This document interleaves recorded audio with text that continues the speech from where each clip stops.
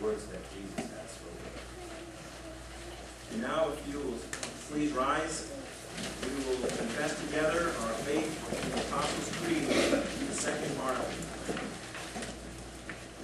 I believe in Jesus Christ, his only Son, our Lord, who was conceived by the Holy Spirit, born of the Virgin Mary, suffered under Pontius Pilate, was crucified, died, and was buried. He descended into hell. The third day he rose again from the dead. He ascended into heaven, and is seated at the right hand of God the Father Almighty. From there he will come to judge the living and the dead. I believe that Jesus Christ, true God, begotten of the Father from eternity, and also true man, born of the Virgin Mary, is my Lord. He has redeemed me, a lost and condemned creature, purchased and won me from all sins, from death and from the power of the devil, not with gold or silver, but with his holy precious blood, and with his innocent suffering and death. All this he did that I should be his own, and live under him in his kingdom, and serve him in everlasting righteousness, innocence, and blessedness, just as he has risen from death, and lives and rules eternally. This is most certainly true. Please be seated. During the offering, we're going to sing a beautiful hymn, number 358, How Sweet the Name of Jesus Sounds. We'll sing the first four for each verse.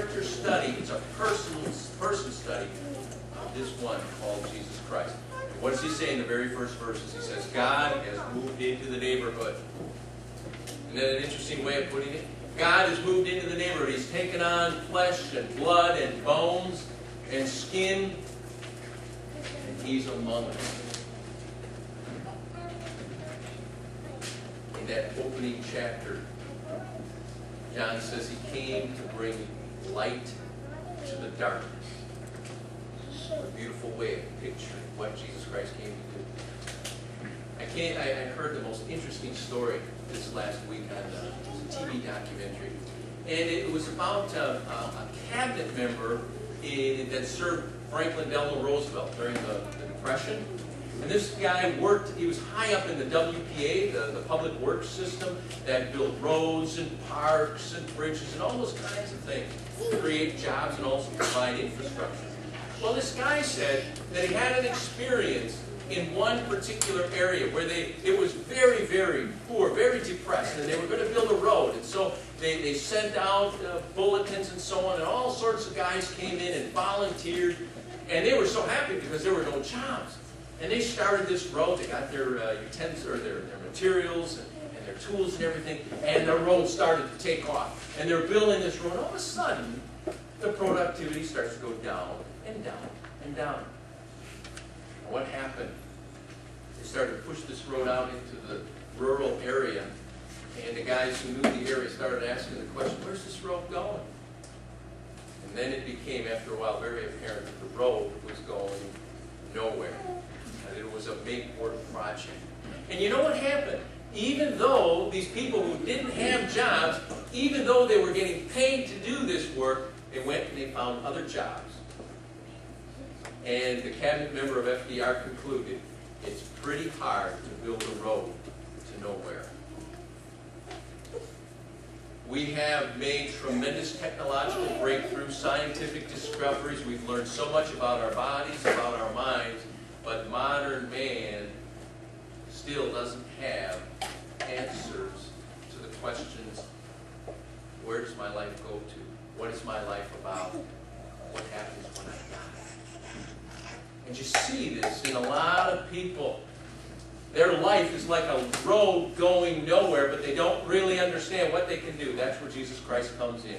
His light shatters that darkness that leads to despair. And this morning, we're going to begin our study of his ministry. And these first couple stories, I think they're so interesting to us because they present the different sides of Jesus. Your life isn't going to be just like that. Everything always going the way you want it. Jesus can't do that. As Frank said, sometimes we got to be shook up. Sometimes we get complacent. Sometimes we just take things for granted. Sometimes we think, hey, God's my puppet. He does what I want. And God's got to come in there and say, hey, you got to start rethinking. I don't think we're going to have any trouble with the story of the wedding of Cana. We're all going to like that one. But we'll have a little trouble with the wedding of Cana. So let's get into the two. Now, the wedding at Cana, when you think about it, you might even ask, if you're a real serious person, you might ask yourself, why did Jesus bother with this? You compare chapter 11, where Jesus, he calls out Lazarus from the tomb after being dead for how many days? Now that's pretty profound, eh? That's really demonstrating a lot of theology. Lazarus, come out! And the skull moves, and he comes out. Now that's something worthy of God. But going to a wedding, and there are better things to do than go to a wedding. I mean, you're God and you come to earth. Shouldn't you be spending your time doing something more important than going to a wedding? But I think he says a lot to us by going to that wedding. When do we tend to go to God? On a daily basis or during the crises? It's the crisis, right? When everything's going the way it should, then we forget about God. But when the things fall apart, then God! Maybe what Jesus is telling us is if you incorporate him in your day-to-day, you won't have as many crises in your life. Jesus is meant to be your 24/7 Savior and Lord. And this is a beautiful example of that. Such a beautiful presentation of Jesus as a people person. Now, the first thing I think we have to say, even though Jesus doesn't come out and say marriage is good, the very fact that he went to this marriage is a confirmation. He's saying marriage is worthy, it's honorable, and that's important for us to hear today. We live in a society where marriage, it's despised. People are even questioning whether in the future there will be anything called marriage. It'll just be living arrangements. And even Christians tend to minimize marriage. It's like